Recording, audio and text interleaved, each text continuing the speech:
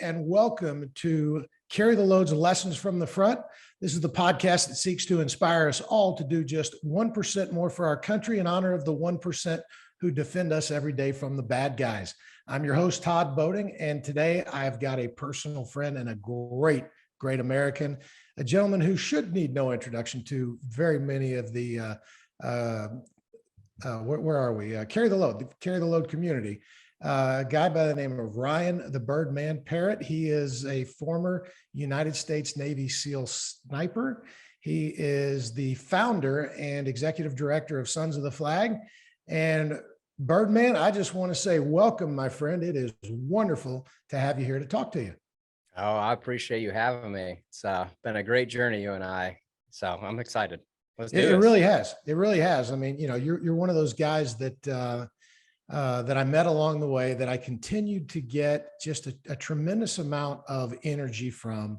And I want to get into that here in a little bit, how you give people so much energy. But, you know, one of the things that I found when I got out of the Marine Corps was kind of lost my sense of purpose. And, you know, like many of us do. And then next thing you know, I'm meeting guys like you, and you were so kind to point out earlier that I'm of the older generation, not the greatest generation per se. I'm not that old, but you know, I was coming off active duty as you were getting into the Navy. I mean, you hadn't even joined yet. You couldn't join yet on 9/11, and that was right when I was getting out. But so tell us what led you into the service. Who was Ryan Parrott before he was Birdman?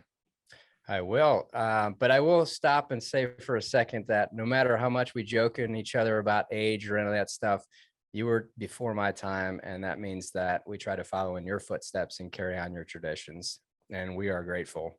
So that is always the first and foremost. How did it start for me? It's interesting. So I grew up in Michigan. I was in the suburbs of Detroit, and failing almost every subject in school was a personal choice for me to see how much I could, you know, make my teachers upset, or I just didn't care. Either way, it just wasn't working out. School was not my thing. So I was on a path to going nowhere. I was working in multiple different jobs as a busboy. I worked at Walgreens, KFC.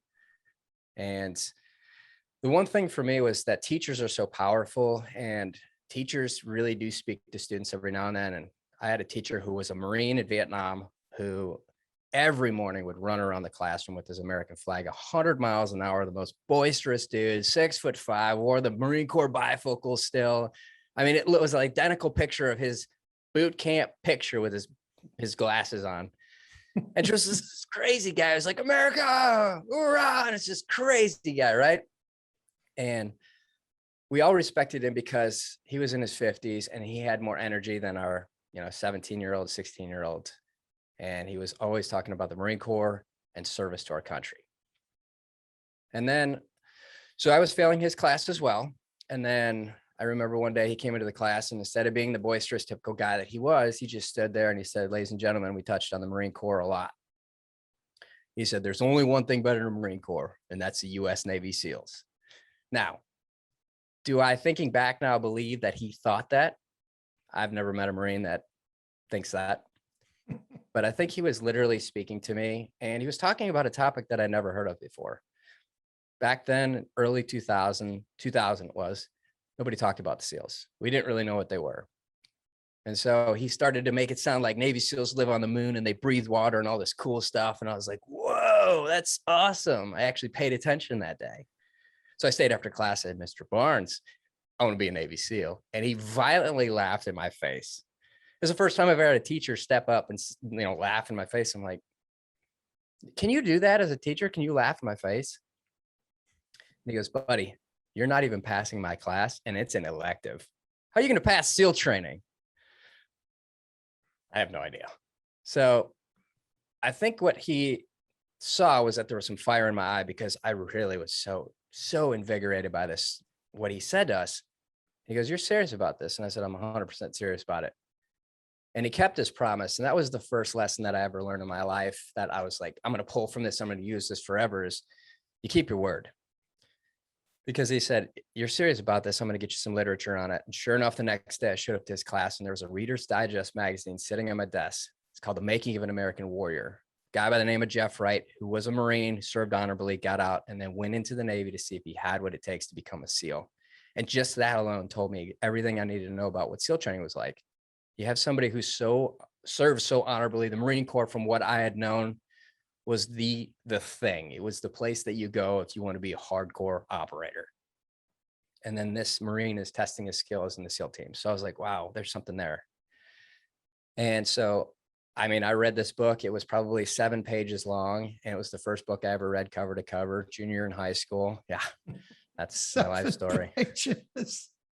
7 pages, first book you read cover to cover. Oh, yeah. So I still have that Reader's Digest magazine, and I don't ever want to bring it back to the library because I know that bill is going to be out of control. It's been, 20 years now. So, oh, yeah. But that's a long one. Little did I know that the book that inspired me with this guy who was a Marine named Jeff Wright, who ultimately became a SEAL, would become one of my dear friends. So just really cool. So you said that you were failing classes on purpose, just to test things. Did I catch that right? Ish. Yes. Okay. I mean, so I would show up and I'd take my tests and I would do just fine on tests, but I never would turn in my homework. And a degree, I just didn't care. I really didn't care. And this was, I'm a product of a family who my parents, even though they were divorced, parented me together. They always pushed hard on me to do my academics. They pushed hard in sports. So it's not like I wasn't having any problems at home. And I just really didn't care. It was like school didn't ignite a fire for me to want to move forward in life. Is it because you didn't see the value of it beyond school? Absolutely. It was a combination of that. It was a combination of the classes that I had and the teachers that I had and the friends that I had. I'd rather. So I'll backtrack a little bit. So I think one of the things that really has kind of molded me into who I am today was that my parents did divorce when I was 5 years old. And so from there, I moved from family member to family member's house, from my dad's house to my mom's house, to we moved in with our grandparents' house at some point in time. And it never really gave me a time to establish relationships because I lacked communication skills. And it wasn't until end of middle school, high school, where I started to understand and develop relationships and learn communication skills. And so my one thing in life I prided more than anything was my friendships, my relationships. And that's why I try to be so open to everybody today, because it's one thing I lacked for a long time was having camaraderie, friendships. And then as I started to develop relationships and then I got into the service and into the teams, I was like, wow, this is so cool. And so that's my number one thing in life is friendship. How many friends can I collect along the way? People collect possessions or whatever it may be. I collect people. That's awesome. And what's so interesting about, what you said is that, I don't know how many, of these shows we've done now. And there are way more people like you and me who did not do well in school because we didn't see a purpose in it. We didn't see the value in it. It wasn't of interest to us. And yet not dumb people by any stretch of the imagination. And we didn't all necessarily grow up in a bad household, as you pointed out. But then it takes, the opportunity to join the military and have a very, very specific mission, a very focused mission, and brothers to the left and the right that you never wanted to let down. And then all of a sudden you find I'm actually a pretty good student when I put my mind to it. Yeah. That's, when you're interested in something, you get fired up and then you're like, man, I'm a scholar today. So what sport did you play? Oh, first and foremost, Michigan, it's like Texas football, ice hockey. Ice hockey. Okay. And what position did you play? You probably weren't a goalie. I mean, people can't tell. You're not huge. That's a funny story. What do you mean I'm not huge? What do you mean I'm not huge? You're large in stature. How about that? Wow. I am offended. I'm absolutely offended. So I speak the truth.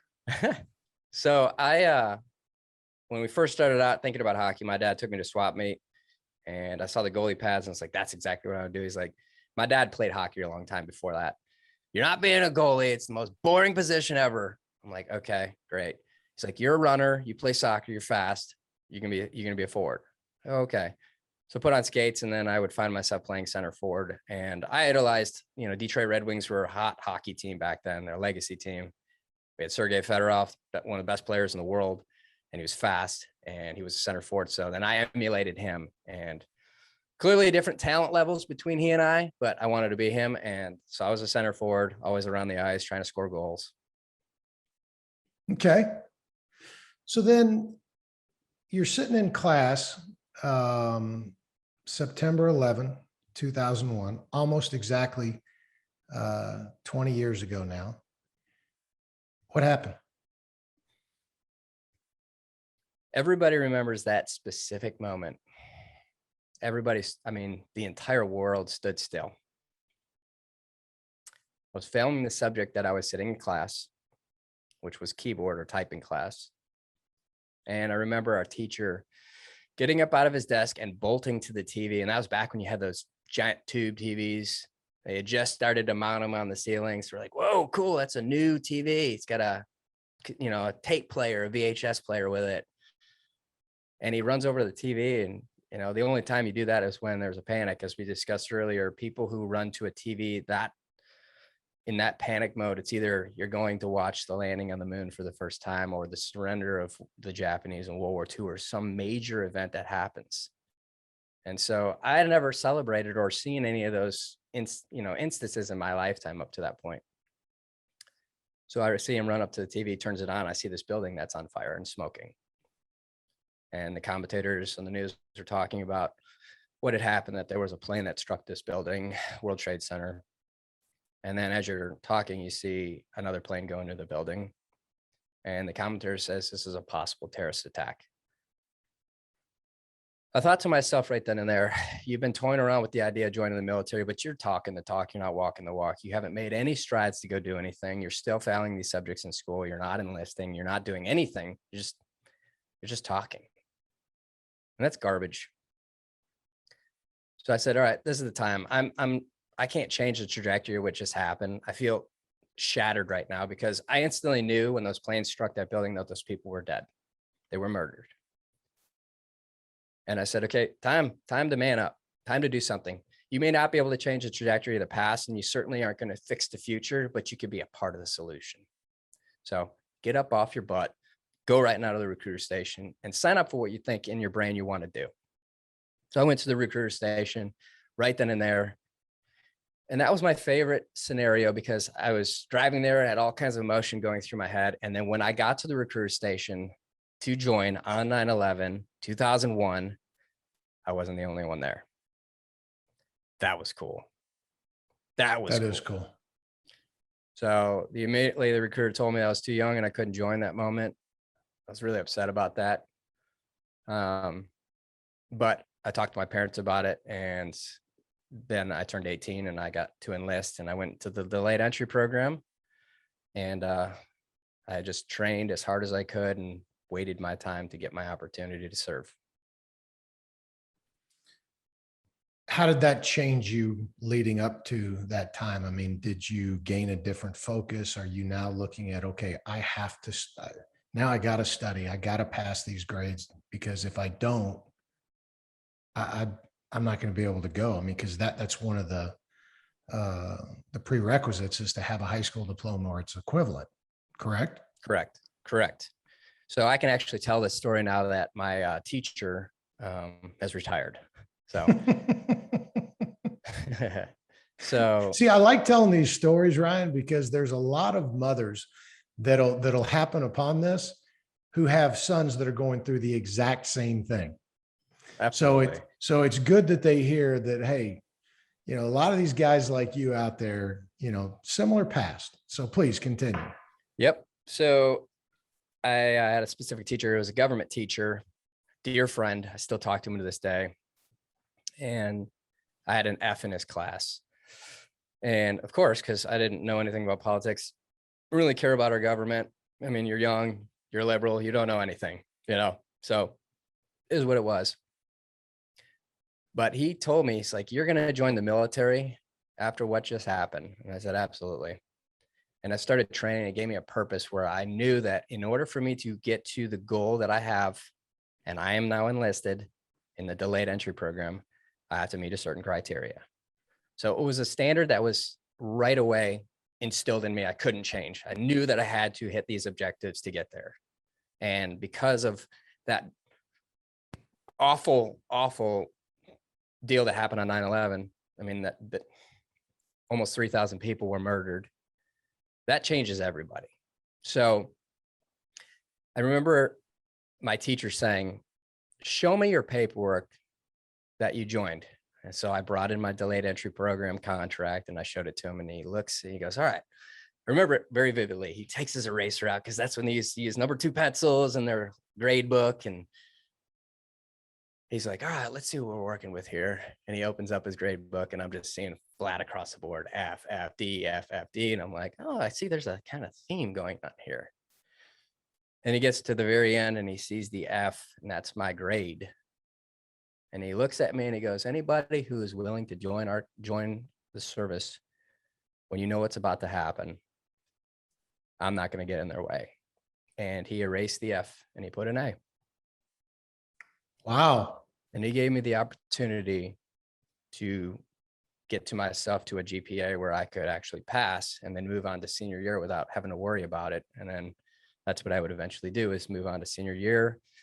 I would focus really hard, and I would, I'd be on the honor roll, passing every class, crushing every class, because I knew that, you know, the Navy was going to be something interesting. Don't even know what SEAL training is going to be like, but I would assume that it's going to be super difficult and there's going to be a lot of academia. So I'm going to try to make up for lost time and see what I got. But I tell you what, that's a great statement on an individual who understands a much bigger picture. You know, we're there in school not to get the best grades. We're there in school to learn, and we're there in school to be prepared for life. And it sounds to me like he recognized that you know, switch flipped on for you. And so kudos to him. Oh, unbelievable human being. Yep.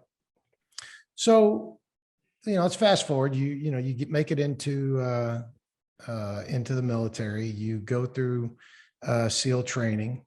Did you have to recycle at all, or were you fortunate enough to go through once? So yes, I got rolled. So I started out with class 245 in 2003, and I ended up going into class 246 to finish off, graduate. And then battery of classes after that. You go through SQT, SEAL qualification training, Kodiak, Alaska, and then you show up to your SEAL team. So and help people understand when we talk about recycling and rolling, it's for a myriad of reasons, and it seems like most of the time it has to do with physical ailments that won't allow you to continue on. But you know, I mean, I've read a couple of accounts, or talked to a couple people where they go through Hell Week, which is, you know, aptly named for obvious reasons, and then you get hurt. You pass Hell Week, but you get hurt coming out of that, and you have to go back and start over again and do it all over again. Sure. I mean, there are some people that have done what, 3 Hell Weeks? Sort of. So the reason that I got rolled is because I just moved through BUD so fast that it was too easy. And they said, you probably need to do this again just to feel like you've actually accomplished. I'm kidding. Totally kidding. So I was wondering how I was going to remark to that, but yeah. Yeah. So it's horrible. I mean, it's hard. Don't get me wrong. SEAL training, every bit of it gets somebody. There's a piece of SEAL training that crushes everybody, because some people are efficient swimmers, efficient runners, efficient obstacle course runners, academics, whatever. But there is a piece that kicks everybody's butt. I got rolled. I had what do you call it? Heat stroke in land navigation. So went down. It was hot. Unfortunate circumstance. So I had to actually roll out. So, but you know, a couple months, you wait 2 months and you class up with the next class, and you start right where you left off and you finish. So the reason that people will go through Hell Week so many times, if they continue on, is if you get rolled, it's interesting. I don't know how they do it today, but they used to do it where if you actually get rolled after Wednesday, then you'll roll you forward because you've proven that you're getting all the way through it. You usually get hurt. It's a stress fracture. It's pneumonia. It's one of those things.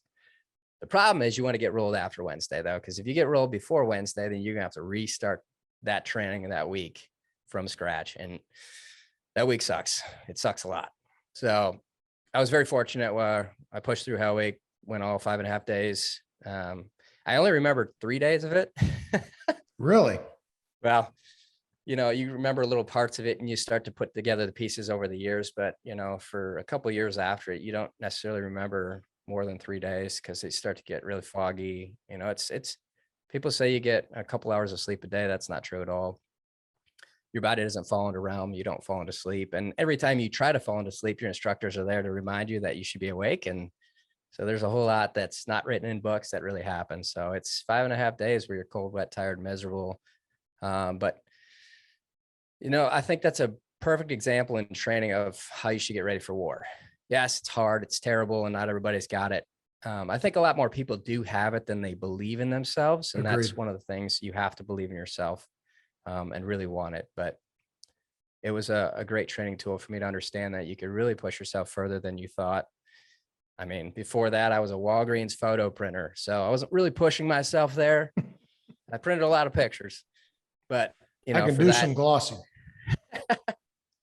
yes, I should get a sponsorship for Walgreens since I say it so much now. I know the Walgreens. I actually went to college with them. So Did you? I'll see what I can do to hook you up there. Send the word. They sent me up to be a Navy SEAL sniper. So there you go.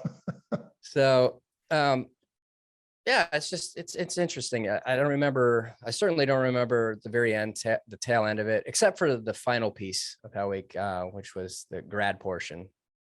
And I'll share the story. So we're cruising back. It's 5.5 days into it, and the instructor gets on the megaphone and he says, "Hey guys, I'm sorry to report, but the class before, 2 classes before you is getting ready to graduate today, so we got to roll you 24 hours to the right." And 2 things happened right then and there. One, my brain exploded because I was like, "Oh my God, another day." But at the same time, it told me right away, "Oh, we're at day 5. It's Friday. Sweet." Because you have no sense of time. You only know the sun goes up, the sun comes down, and you start to gauge it by you eat every 6 hours. You have a new instructor staff coming in every 8 hours. So you can kind of gauge it because you can't just walk up to an instructor and be like, "Hey, can I get a time hack real quick?" It don't work like that in the military, So you kind of gauge it off of that. But after a period of time of just your body going to complete mental and physical fatigue, you have no idea or comprehension of where you're at. But then that led me to, okay, we're at day 5. And then you think to yourself, wow, I make it this far. And as you're thinking through this stuff, you're standing in front of the beach and the instructor's, he gets on the megaphone, he says about face, or I'm sorry, he says, interlock arms, you're about to get surf tortured. And so we're all standing there facing the ocean, day 5.5. You're getting ready to get in 50-degree water again. You don't want to. How many had dropped out at this point? At this point, I had no clue. I mean, I didn't even know what we started with in Hell Week. I think I know we started with like 180 some guys, and I think we were roughly around between 30 and 40 people left. 180 to 100 to down to 30. We started day 1 of Buds, which would be 5 weeks or 4 weeks prior to Hell Week, with 180 some people. And by day 5 of Hell Week, we were at between 30 and 40 people. Men, yeah. So that's a pretty impressive number. Yeah, I don't remember most of them going away. You're like, what happened? Where's everybody? But we're standing there facing the ocean, interlock arms, getting ready to get surf tortured again, which is basically you sit in the water, you lay in the water, and you just let that cold water surge over your body and just chill you to the core. And I remember the instructor saying on the megaphone about face right at the fringe of the water. We turn around and there's nobody there. Just an American flag stuck in the ground floating.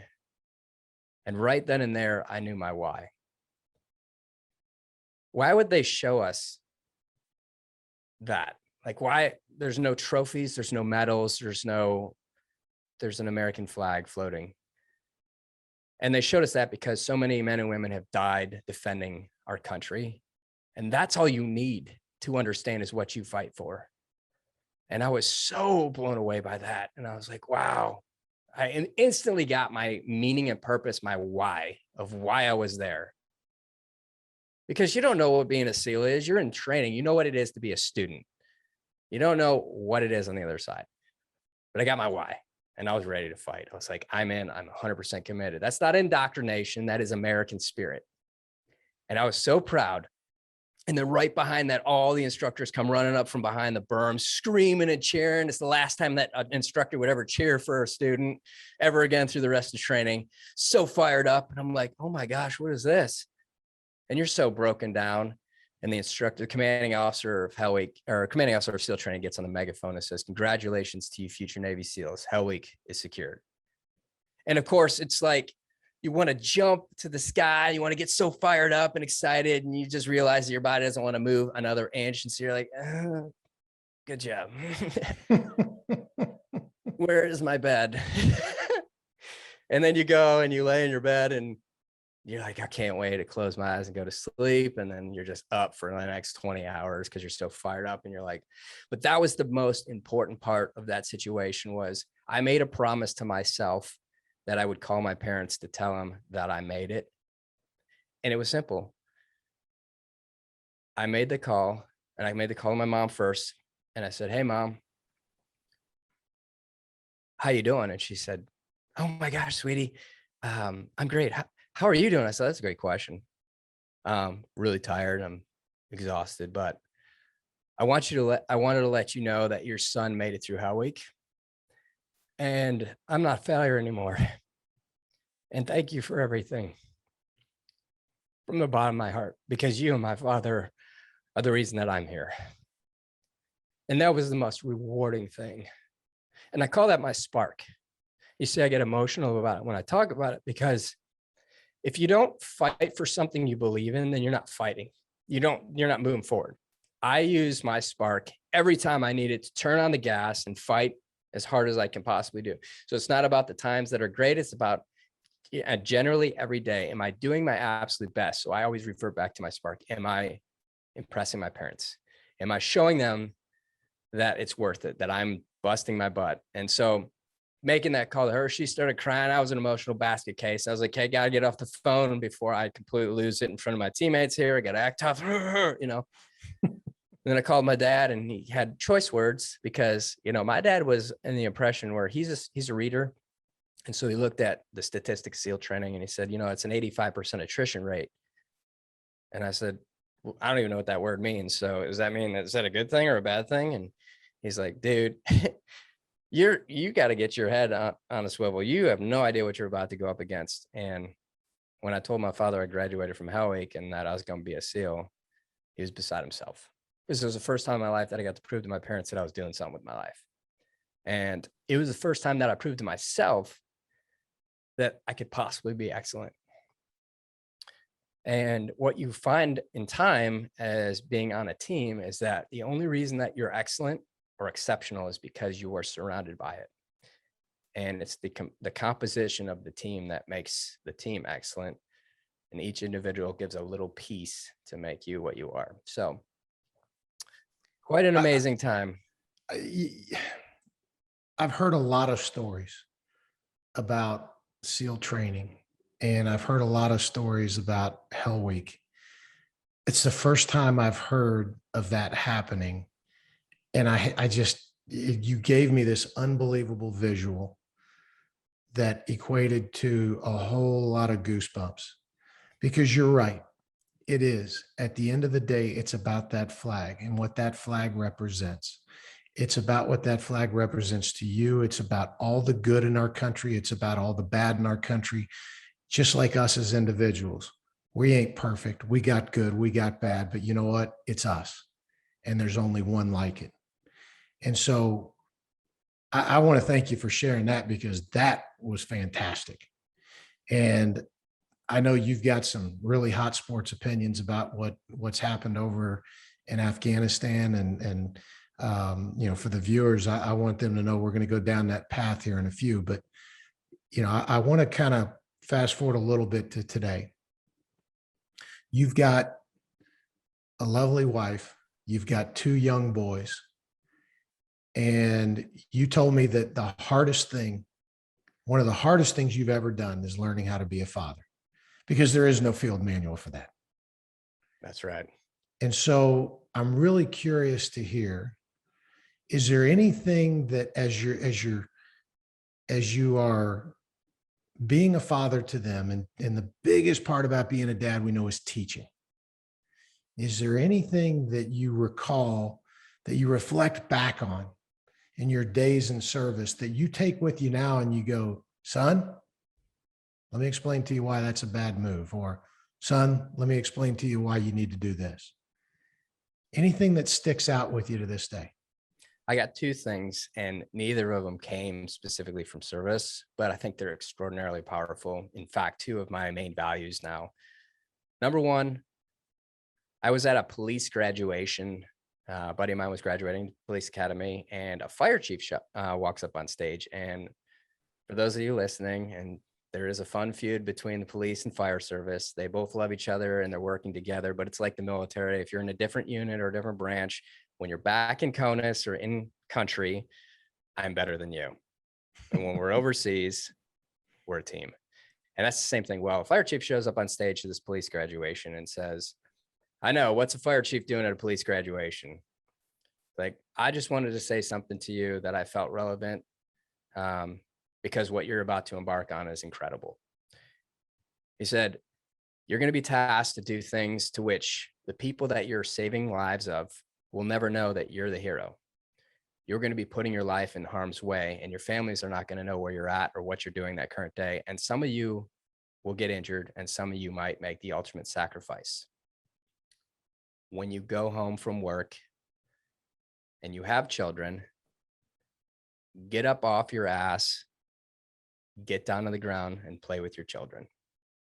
Doesn't matter how tired you are.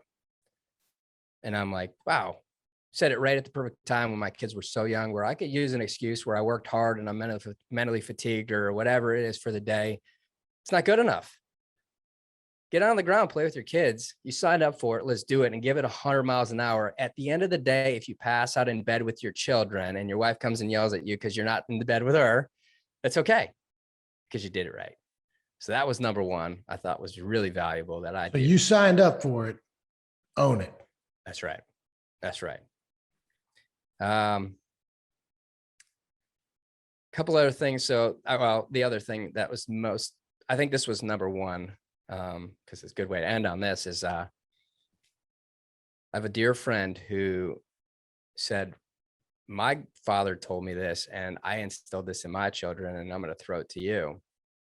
And it was interesting because he had just lost his son. And so he's sharing this story to me at the wake of his son.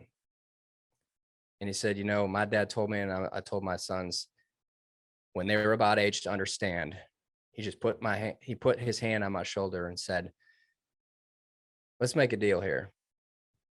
Some days you're going to mess up and some days I'm going to mess up. So let's give each other a little grace. That was so powerful. And so those are two things that I try. I mean, I focus on constantly, and every day is going to be a different day, and you're going to try things that are going to work out great. You're going to try things that are going to completely backfire on you, but you keep trying. So I think that's an interesting story to kind of segue into the hot topic that I referenced.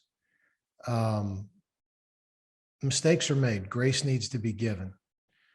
But we have a tendency to hold others to a higher standard.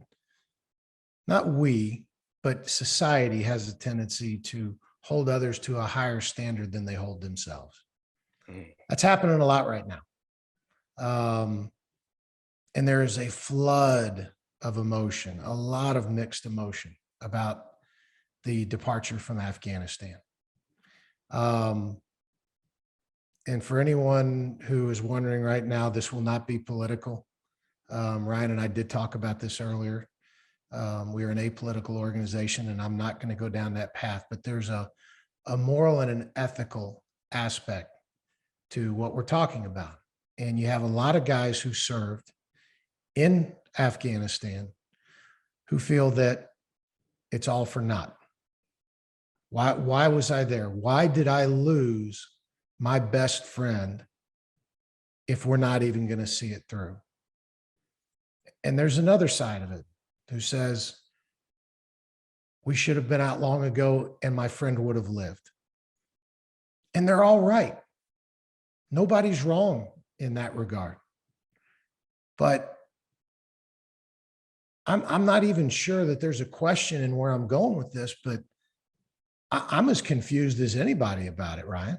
Mm, I understood. mean, and Yeah. you were very vocal about this recently on Instagram, and I want to give you the opportunity to follow that up. Certainly. I do from time to time share views or share thoughts. It's funny how Instagram, social media, whatever it is, works because it gives you the platform 24/7 to be a voice. And I don't ever have anything I want to say publicly. I look at 90% of the time if I want to talk, and I'm like, this is garbage. I want or whatever. I'm not a public spokesperson and all that stuff. So I usually internalize my thoughts, and then I'll talk to my internal teams or close teams, and I value opinions of the people that I trust. But one thing that it led me to think about and discuss, that where I went off on Instagram and social media, um, I'm kind of an old soul, and I always look back to my grandfathers who served in World War II. And I think about the generation that was just under my grandparents, because my grandfathers, they all joined to serve. They fought in World War II. That was what you did. You're coming out of Great Depression. There's hard times in America, really, really hard times. And they're fighting a war, a world war, and they win. And they were, I'm in, I'll do it. And then you have that generation just getting old enough right under them to enlist to go do their part for this country when we closed out the wars. And they were watching this hope and this excitement and the power of America saying, we're ending this. We mean business. They were so young when they fought. They did it with such pride. They were so courageous. They developed continued the traditions of the United States Marine Corps, the Army, the Navy, everything. And these younger generation that were watching this on, I guess, I was looking at it, the radios, they were mostly, everybody had radios that they were listening to it, and they were just glued to it. Some had TVs. They got to see this or hear this. And they had so much pride. And now I'm going to go fight for this country, or I'm going to believe in this country. And their parents and their brothers were the war fighters. So they had somebody to emulate and look up to. We come to 2021, and these same veterans that are still with us and alive, and that generation just underneath them, are watching the TV, and they're seeing us give everything up. And I always look back, and it's not a time of hope right now. That's not what we're portraying in the media. That's not what we're portraying in the country and the world. Everybody's confused. And so I feel heartbroken for them, because I served and I tried to continue on the path of the footsteps of those who laid it before me. And I tried to do my best while I was in service, and hopefully pass that on to the next generation. But at the smaller level, not looking about politics or the globalized level of this, just a small level, what are we doing to these veterans that served in the greatest generation? How are we making them feel? Are we making them proud? And so, again, there's so much that we could talk about this, and I'm not a politician. I am not trying to run for politics. I promise you, listening right now, I will never run for office. So don't ever hear that will never happen. I will be fired the first day I get in. So not happening. But I'm an American, and I'm a veteran, and I just want to do what's right to continue to preserve our country and work with our allies to make sure that we are still a very strong nation that people believe in. Yeah, I feel like as an organ or as a country, we kind of had the wolf by the ears.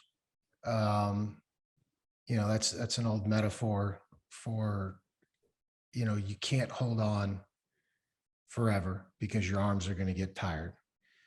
But if you let go, you're going to get bit, or worse. And, again, I just, personally, I mean, my heart aches. You see these people that are literally falling off airplanes because that risk is less than if they were to stay there and face the other consequences. I mean, that's, we refer to that as the horn, on the horns of a dilemma. If the left one doesn't get you, the right one will. I mean, and it's, again, I don't know that there's a right answer. I mean, it's, does it mean that people died in vain? We talked about this, earlier. I don't think so. And regardless of whether I agree with the decision or not, I don't think it was in vain, because I think some people were given a better opportunity at life at some point. Time will tell if it was the right decision or the wrong decision, but that's easy to be a historian in hindsight. And I just have to believe that those that we know who died over there, and we've known a few, it was not in vain. And I refuse to accept that it was. Nope, it wasn't. It will never be in vain. It was, when you get overseas to fight, you put out, the first 2 weeks, 3 weeks of your time overseas, you're getting all the, cobwebs shook off, and you're just getting comfortable. And then you kind of throw out to the window that it doesn't matter if I die. I don't care, because I'm going to die doing the job I signed up for with the people that I love. And that's something that's so unique and beautiful about the military, is I never knew anybody in my SEAL team prior to me joining the military. They come from all different walks of life, different backgrounds, some different religious beliefs, whatever. And then you're there on the team, and then out of nowhere, you become best friends. It's so unique how that happens. And that happens because we always put mission above self, and we always have one mission, just one. So it's easy. And you get overseas and you feel like you're doing something because you're actually doing the job you signed up to do. And wasn't our call. We're not politicians. We don't make the call on whether we go to war or not. But hey, you tell a SEAL he's going to go fight. Awesome. I'm in. That's what I chose to do. That's what I wanted to do. And should I be able to die? And I don't know the statistic of how many died saving lives and how many died protecting their brothers, but I'm sure that it's a unique number of how many men and women actually died doing something unbelievably heroic. And so that's not in vain. You're over there in a crappy situation because war sucks, but you're trying to do the best you can. And you certainly want to make sure that that never comes here, because for those who have never been overseas and fought in war, or even been to a third world country, if that came here to America, oh my God, I can't even fathom that. So we try to keep it over there or wherever it may be, and just at least out of our country. But I know my brothers that I've lost, if they had the opportunity to be here and redo it all over again, nothing would change. They're heroes. They're more than heroes. They're angels. Those are the ones sent down from God, and doesn't matter what your political beliefs is my beliefs. They're angels sent down from God to affect your life and affect so many in a short period of time, to change the trajectory, to get us back on track. And then they go out to do something else that God had intended for them. That's what I believe. You don't get angels forever. You get them for a short period of time, and then you learn from that.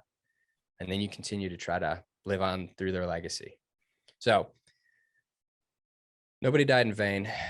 We were all there to do the right thing for America, for each other. And you box it into, I fought for America. I wore the American flag. I will always wear the American flag.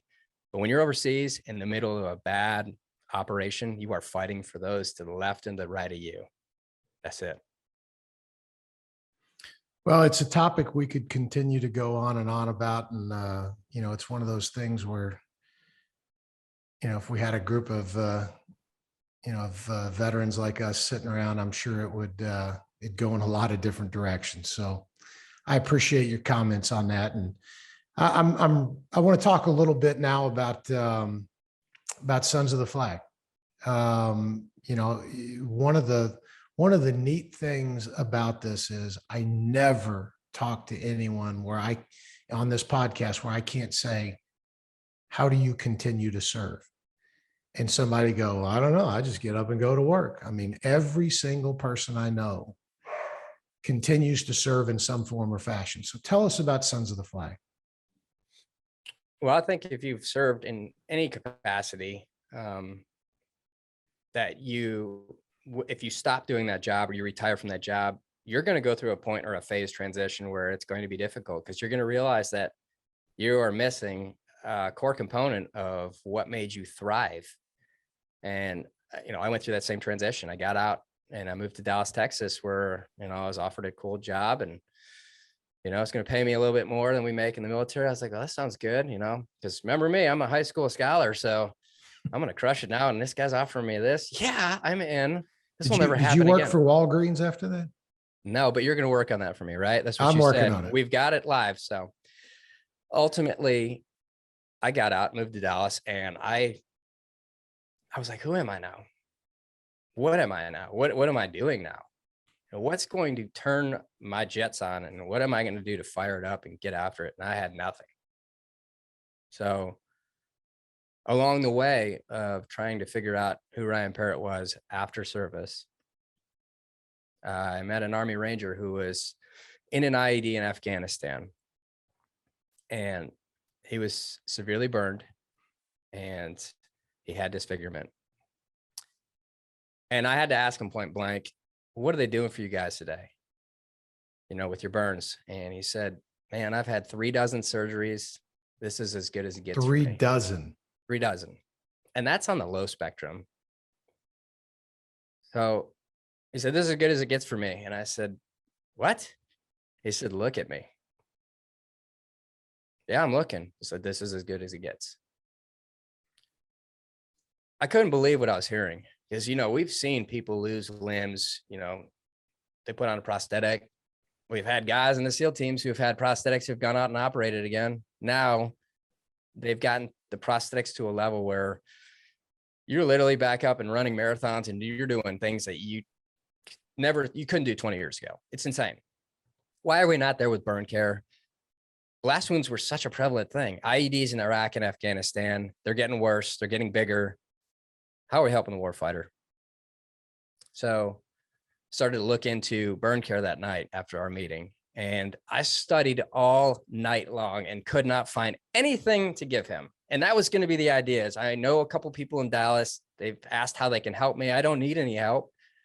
But if we could find a way to help him, if I could find something out there that was public knowledge to help him, then I would go to those people and say, hey, do you think you'd throw some money in a hat and we can fund him to get this surgery or whatever this is and get him back to where he wants to be? Came up short. So the next day I called him. His name is Sam Brown. And I said, hey, I don't know if you remember me from yesterday. He's Army Ranger. Let me start by saying that. I don't know if you remember me from yesterday. I was that really good looking Navy SEAL. He goes, oh God, what do you want? I said, brother, I studied all night long on burn care to give you something and I came up short. If I start something on your behalf, would you join me?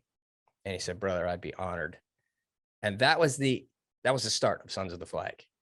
No idea what we were going to do. Was not going to go any further. It was literally just to help him out. And so I brought in a bunch of guys that I'd met in Dallas, hardcore CEOs, executives, C-suite level. And we sat around a table and we're like, all right, so what do you need? And I was like, I don't know, about 30 million. Sounds good. No background in business, no background in charity work. No intention of growing it past him. But we're going to fix this guy.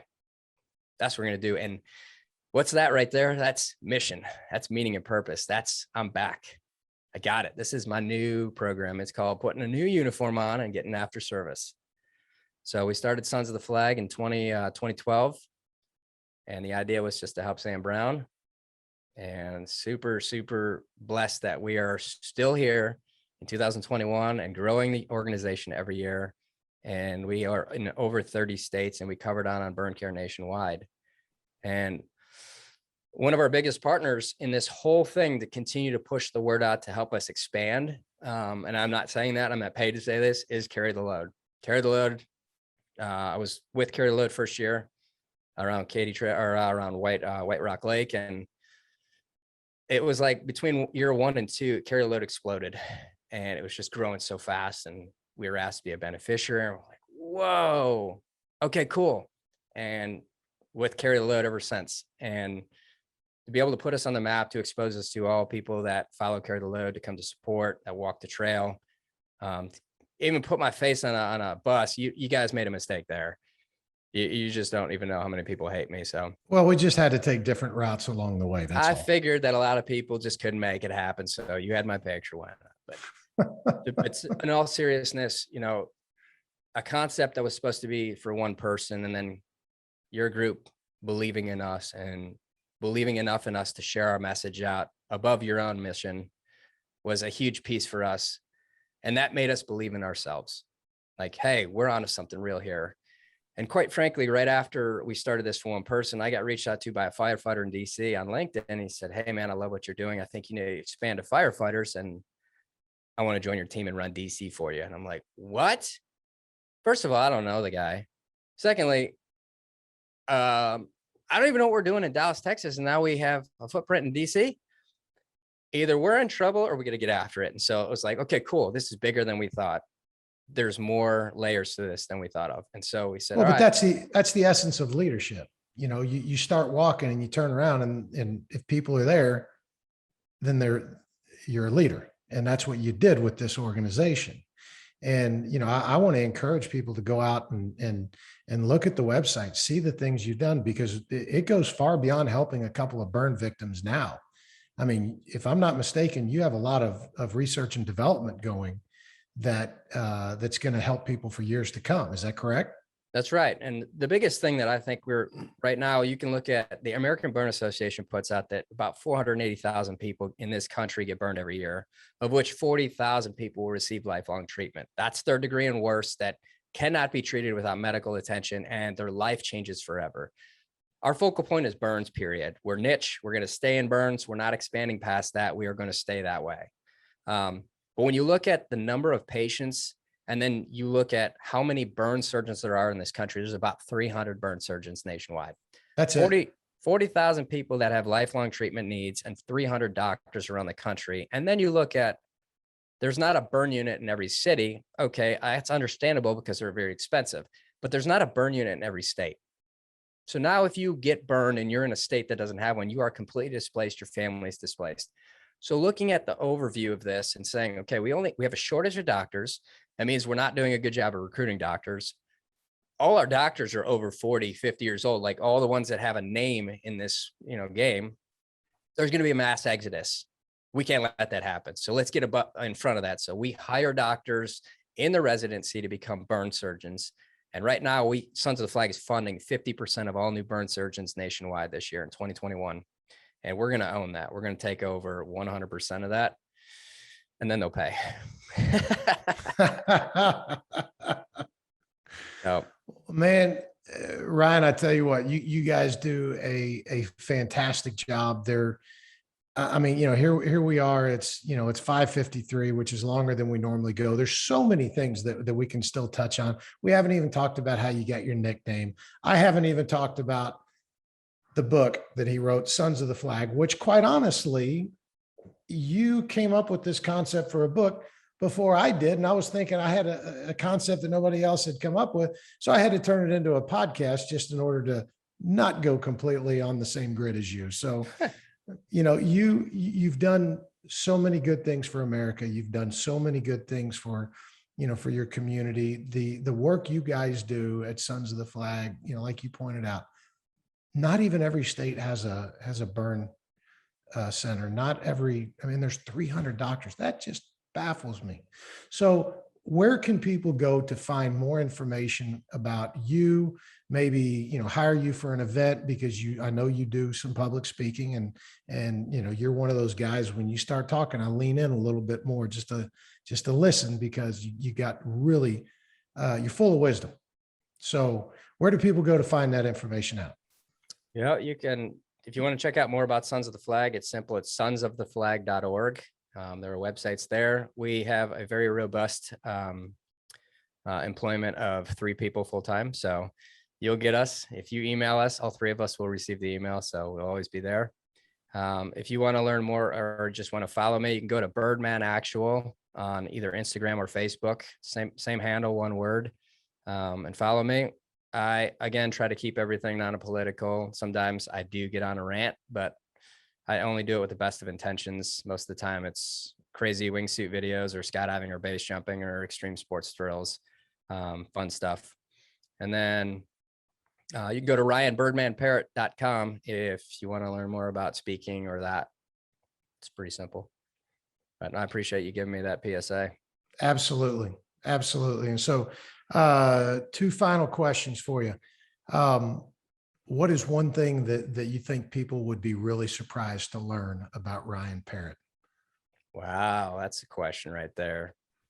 I really, really like Justin Bieber. Just kidding. Totally kidding. Somehow I could buy into that. Of course. I mean, you got the artwork going on the arms, very similar. So, I thought maybe that was it. Wow, this is a really, really interesting question. Surprise.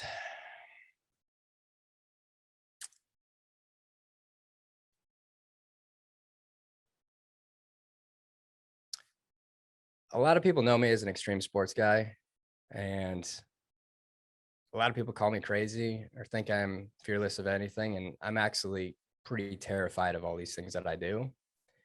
What people don't understand of why I got into extreme sports and why I jump off of things is because the idea for me is, how can I potentially make a video so viral that I could put a call to action on top of it to help your greater good? I don't jump for pleasure. It's fun at times. It's scary at times. But I jump because I know that these short videos get a lot of views. And can we convert those views into a call to action? Talk is just talk. Action is so powerful. And so if we can show you what you think might be cool and then hook you in to understand what's important, we might be onto something. So I'm actually terrified of the majority of the stuff I do. And yeah, I didn't kill bin Laden. I know most people think I did. So there's that. All right. Final question. Who are you carrying? It's a great one. That's a tough one. I'll say for right now, David Metcalf. I've got 25 teammates I've lost since the beginning of the wars, but David Metcalf was my sniper partner. He died January 2nd, 2019. Yeah, he was my right-hand man. I was his right-hand man. And I will always fight as hard as I can every day to honor him. Thanks for asking. You bet. Ryan, thanks for joining us, man. Absolute pleasure. And I look forward to, I may have to have you on again, because again, there's so many other things that we can talk about that we haven't, but thank you, my brother. Appreciate you. I love you, brother. Appreciate everything. I love you too, man. And for everybody else out there, I want to just make sure that our next episode is going to be our Patriot Day edition, and we are going to have a fantastic guest. It is the former Undersecretary of Veteran Affairs for Memorial Affairs. So he's the Undersecretary of Memorial Affairs for the VA. His name is Randy Reeves. He's become a good friend of the organization. He's a fantastic American. And, that reminds me also that we are coming up against the 20th anniversary of 9/11. And so Patriot Day is what it's become known as. And I would encourage everybody to go online to carrytheload.org/Patriot Day to join us Friday, September 10, as we clean the hallowed grounds of 65 of America's national cemeteries. I'll actually be in Quantico, more than likely in Quantico that day. I'd love to have you come out. And so for all of you out there, my name is Todd Boating, and I'm carrying Captain Rick Gannon, United States Marine Corps. Who are you carrying?